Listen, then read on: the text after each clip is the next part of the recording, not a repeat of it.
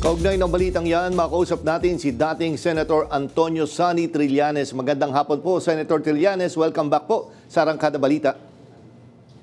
Magandang hapon po sa inyo, kasamang Jack at sa ating mga viewers. Yes, Senator, kanina I'm sure na-monitor mo yung naging press con ng kampo ni Vice President Sara Duterte at sinasabi nga niya na itinatanggi niya basically yung mga paratang laban sa kanya, malinis daw siya sa bawat sentimo ng kanyang pera po. Alam niyo po, ang general denials ay wala pong halaga yan in the face of overwhelming evidence. Kasi ito po, nakita naman, detalyado at kinumpirma pa ng mga ahensya ng gobyerno, ay paano ka palulusot doon? Sasabihin mo lang, hindi totoo yan. So, I think yung ating mga kababayan na sumusubaybay dito sa issue nito ay alam kung ano yung katotohanan. Alam ko sino yung nagsasabi ng totoo at sino yung nagsisinungaling. Yun po yun. Linawin lang po natin, Senator, kayo po raw ba ay nagkausap ng AMLAC o ni Pangulong Ferdinand R. Marcos Jr. bago kayo humarap kahapon sa Kongreso? Hindi po. Hindi ko po kilala yung mga officers ng AMLAC na pumunta dyan. I don't have any engagements with them.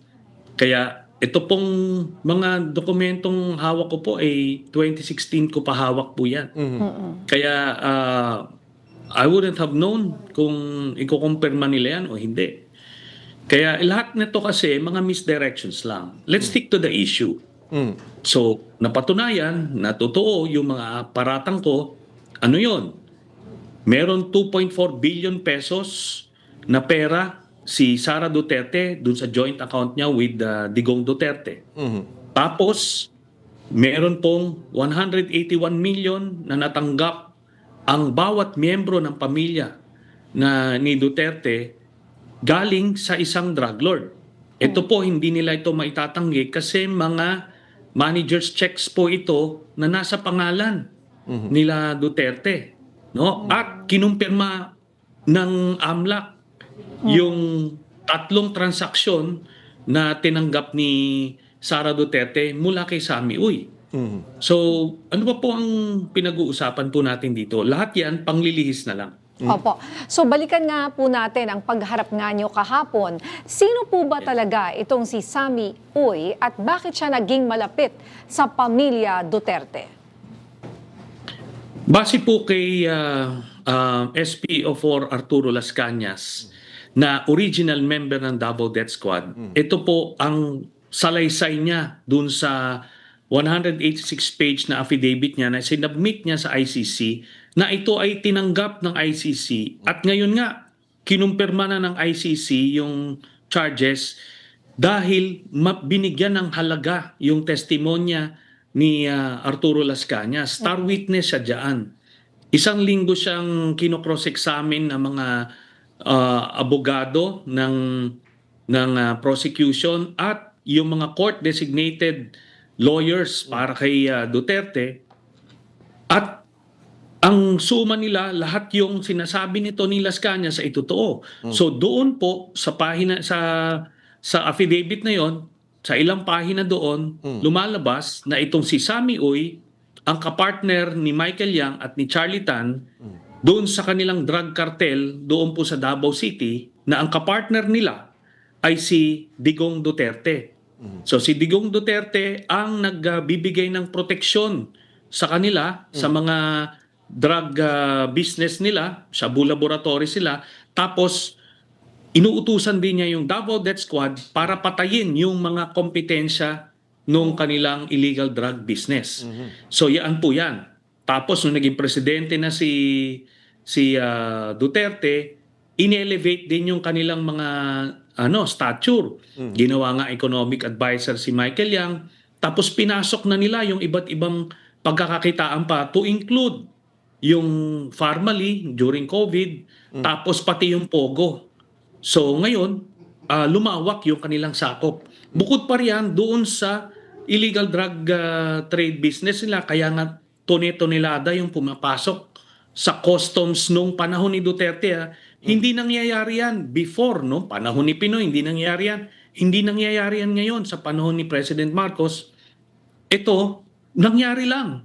Yung pagpasok ng tonedadang droga sa Pilipinas through customs nung panahon ni Duterte na supposed to be, siya yung galit na galit sa illegal na droga. And Kaya lahat ito ay na-establish na po natin. And Senator, ito yung mga binabanggit mo na sinasabi yung mga drug lord, konektado to doon sa magnetic lifters na naging issue dati. Yes, opo. Yung magnetic lifters, isa pa lang ito dun sa nai-report, nakalusot. Remember yung worth 11 billion pesos na drugs na sinasabi ng mga K9 ng PIDEA, 'di ba? Sabi ng mga officers na yung mga K9 ay nag-indicate na may drugs ito, tapos pilit sinasabi ni Duterte na hindi drugs 'yan. Nagkakamali yung PIDEA daw. Ina-arbor niya yung drugs nila Michael Yang at nung panahon na yon. Tapos ito mismo si then Deputy Head ng Drug Enforcement Group ng Philippine National Police na si Colonel Asierto na gumawa ng report na sinasabi na drug lord si Michael Yang at pero ang ginawa ni Digong, binaliktad niya. Ang kinasuhan niya itong si Colonel Asierto para lang proteksyonan yung kanyang drug cartel sa pamumuno nila Michael Yang, nila Sammy Uy.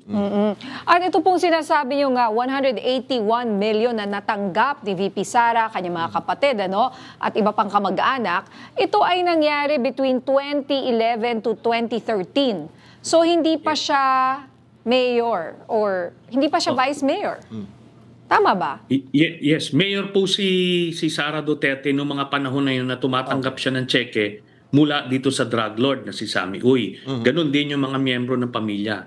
Dividendo po ito kasi ang pattern nito, nagbibigay ng cheque either April or March, tapos October. So mga between 6 to 7 months, on the dot, nagbibigay ng cheque itong si Sammy Uy sa kanila, lahat.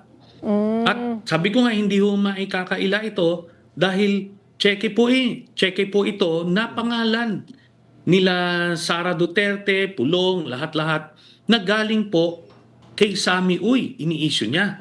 So 40 to 50 million pesos every 6 months ang dividendong napupunta sa pamilya. Ngayon, ano po ang value niyan? Kahit hindi pa siya vice president niyan, still, bribery and corruption nangyayari yan kasi she was she was the mayor then. Tapos hindi rin niya ito na-deklara sa kanyang salin. So, lahat ito ay pattern of behavior. So, corruption yan, betrayal of public trust yan, kahit hindi sakop nung termino niya as vice president, ay impeachable offenses po yan. And Senator, and partner, nagulat din ako doon sa listahan. Tama ba yung pagkakabasa ko? Pati po si Hanilet at si Kitty kasama doon sa mga nakatanggap. Tama po ba yun? Opo. Dahil, joint account. Oo. Ginoint account po ni Hanilet si Kitty. Kaya Okay. kahit bata pa siya nung panahon na yon, dawit siya ngayon. Oo. Lalo na at adult na siya. So still, recipient siya. At yung nanay niya nung pera mula sa illegal na droga. Yun Parang nga. nung nakita ko, pinakamalaki nga yung natanggap nilang mag-ina. I Oo. mean, Base dun sa base dun sa report ni Sir. Pero, so okay, na-stop. Kasi yun nga, kaya ko rin tinanong yung between 2011 to 2013. Sinasabi ng iba, hindi pa naman siya vice president noon. Pero ngayon, in-explain nyo na nga po na pwede siyang maging pattern of behavior. So you could just imagine, sabi nyo nga, after ng ginawang nationwide, eto nga, allegedly, na sinasabi nyo nga drug cartel, di ba? Na gusto nila, sila ang sinasabi nyo, na sila ang mamumuno at pinagpapatay yung mga kalaban para, di ba? Matagal na rin natin naririnig itong mga kwento na to. So ngayon parang lumalabas na hindi na lang to kwento, Senator Trillanes. Ganun na nga po yan. At ito, maliwanag po kasi ito, hindi ko lang po ito ina-allege. Ina-allege ko ito, pero kinumpirma na po ng AMLAC Okay. doon sa yung sa natanggap ni Sara Duterte. Kasi wala naman silang dala ng mga dokumento para doon sa ibang miyembro ng pamilya kasi hindi sakop yun ng subpina. But still, yung sa parte ni Sara Duterte na galing kay Sammy Uy, kinumpirma mismo ng AMLAC doon sa kanilang report. Kaya ito, maliwanag na po ito. Talagang talagang Confirmed. sila ay tumatanggap sa illegal na droga. Oo. And Senator, siguro ito, no? Total tapos na kayo dyan sa Kongreso. Kung sakaling umakyat ito sa Senado at ipatawag kayo, handa ba kayong tumistigo at meron pa ba kayo kung sakaling huling baraha pa na itatago laban sa pamilya Duterte? Handa po tayo na magtestigo sa Senado kung aabot po doon. As to kung ano pa yung nalalaman ko po, yung mga nalalaman ko pa po kasi ay ang involved po doon ay si Rodrigo Duterte, si Pulong at si Mans Carpio. Pero yung ukol po dito sa mismong kay Sara Duterte na impeachment case, ito po yung prinisenta ko kahapon, yun po ang mga nalalaman ko doon. Opo. At sa Senado, sa tingin niyo po ba may sapat na numero para ma-convict si Vice President Sara Duterte? At this point, nobody can tell. Ang having been there sa Senado nung impeachment trial ni late Chief Justice Corona, ultimately, ang pagbabasihan ng mga senador, yung mga ebidensya na maipepresenta, kung convincing ito. Pangalawa, kung makukumbinse yung taong bayan.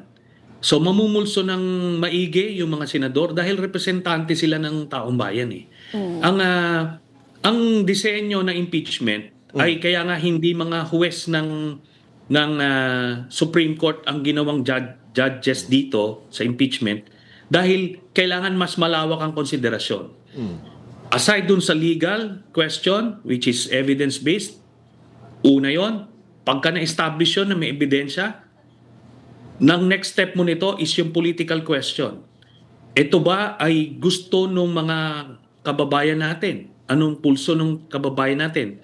Then pagkatapos niyan, yung policy question. Ang pag-convict ba kay Sara Duterte ay ikabubuti ng bayan natin o hindi? So those are the three considerations ng isang senator judge. At lahat yan ay nakaangkla sa ebidensya. Ngayon, having seen the evidence, I am confident that ultimately ay aabot sa minimum requirement of 16 senators ang magkukonvict kay Sara Duterte. All right. Maraming salamat po, former Senator Antonio Trillanes IV. Maraming salamat po, Sik.